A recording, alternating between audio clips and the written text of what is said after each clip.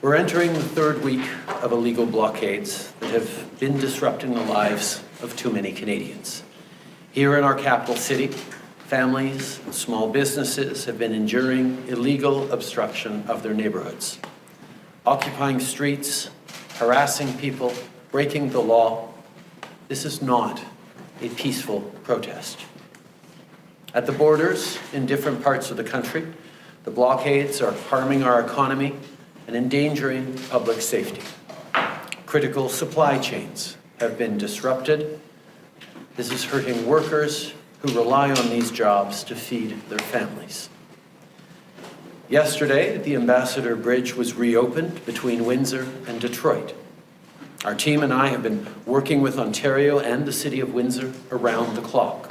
I want to thank the officers on the ground, including the RCMP, who played an active role. We now have a responsibility to make sure that the bridge stays open. With each illegal blockade, local law enforcement agencies have been acting to keep the peace within their jurisdiction. Despite their best efforts, it is now clear that there are serious challenges to law enforcement's ability to effectively enforce the law. On Friday, Ontario invoked a state of emergency to respond to the blockades. This was the responsible and necessary thing to do.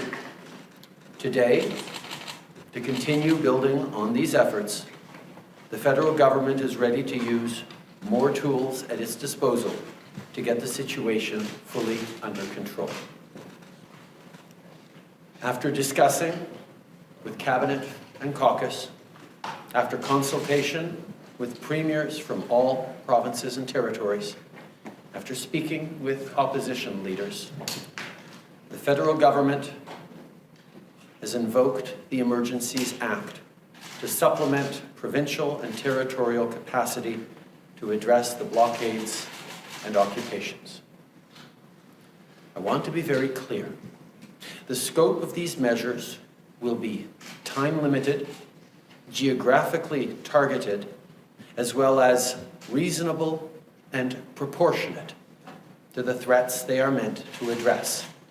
The Emergencies Act will be used to strengthen and support law enforcement agencies at all levels across the country. This is about keeping Canadians safe, protecting people's jobs, and restoring confidence in our institutions. We're not using the Emergencies Act to call in the military. We're not suspending fundamental rights or overriding the Charter of Rights and Freedoms. We are not limiting people's freedom of speech. We are not limiting freedom of peaceful assembly. We are not preventing people from exercising their right to protest legally. We are reinforcing the principles, values, and institutions that keep all Canadians free. The Emergencies Act is not something that's been used ever, but it exists for a reason. Invoking the Emergencies Act is never the first thing a government should do, nor even the second. The Act is to be used sparingly and as a last resort. Right now, the situation requires additional tools not held by any other federal, provincial, or territorial law.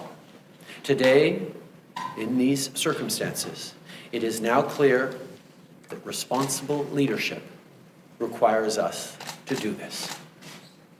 These measures must be and will be compliant with our Charter of Rights and Freedoms. Indeed, the Emergencies Act was created in the late 80s to flow from and uphold the Charter.